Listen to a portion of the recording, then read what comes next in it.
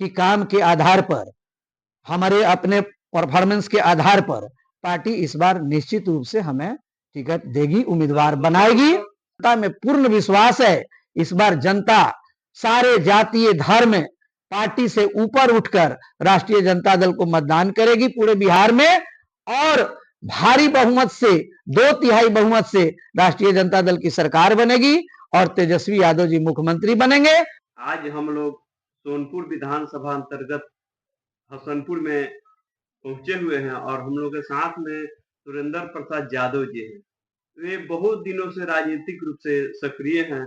उनके बारे में कहा जाता है कि लालू प्रसाद जी जब लोकसभा का चुनाव 1977 में लड़ रहे थे तो वे लोग बचपन से माने कि स्टूडेंट लाइफ से दरी बिछाने का काम, उनके सहयोग करने का काम से लेकर के आज राष्ट्रीय जनता दल के प्रदेश महासचिव के पद पर आसीन हैं और वे विधानसभा चुनाव में 2005 से टिकट के दावेदारी कर रहे हैं। आइए हम जानते हैं कि 2025 का जो विधानसभा चुनाव होगा उनमें उनकी दावेदारी होगी। मेरे तरफ से और मेरे पार्टी के तरफ से आपको चैनल की शुभकामना है और बधाई है, धन्यवाद है।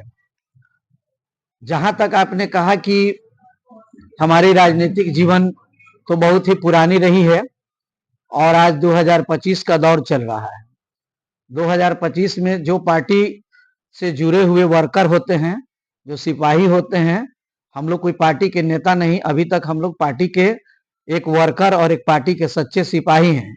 उसके रूप में हम शुरू से आज तक काम करते आ रहे हैं।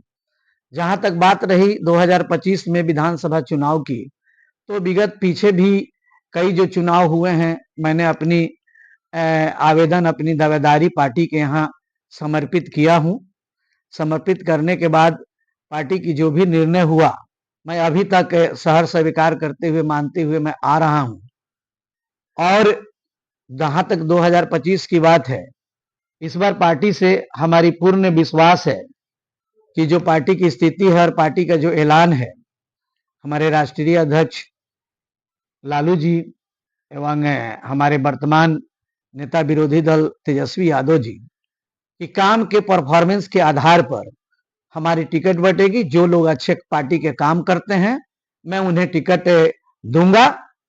तो मैं यही कहूंगा कि ठीक है, हमारे नेता जो भी अपना सिद्धांत या जो भी तरीकाएं बनाए हैं टिकट देने के लिए, मुझे भी वह स्वीकार है।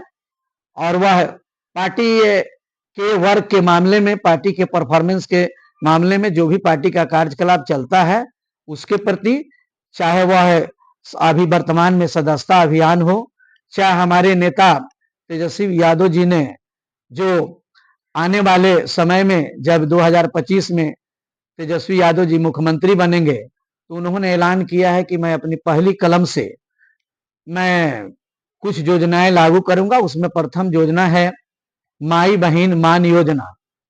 दूसरा है आपको कि जो 400 रुपए प्रति माह जो भी हमारे विधवा पेंशन, वृद्धा पेंशन, विकलांग पेंशन या जो भी पेंशन है, उसे 400 से बढ़ा के 1500 करना और 200 यूनिट प्रत्येक परिवार को फ्री देना।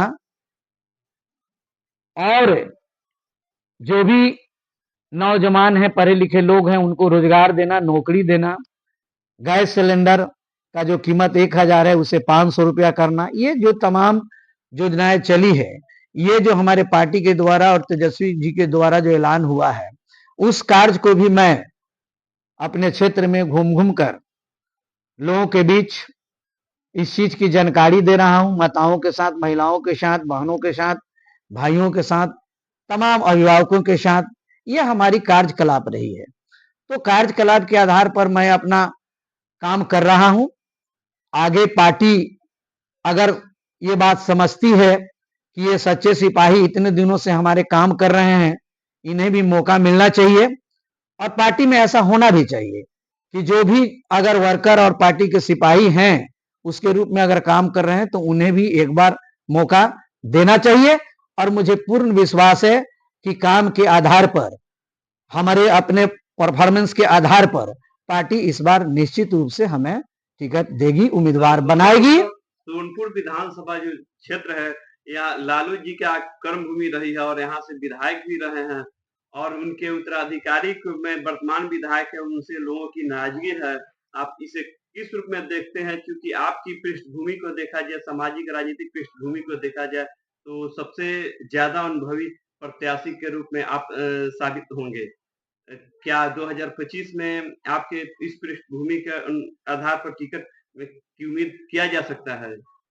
देखिए, अब वर्तमान विधायक की जो बात आप कहते हैं, वर्तमान विधायक के इतने दिनों से विधायक हैं और जनता के बीच क्या काम कर रहे हैं, नहीं कर रहे हैं, मैं तो आपसे भी चैनल के माध्यम से निवेदन करूंगा कि आप उनके बारे में बेहतर रहेगा कि हमसे नहीं पूछ के आप जनता से पूछिए कि उनका कार्यकलाप क्या रहा है।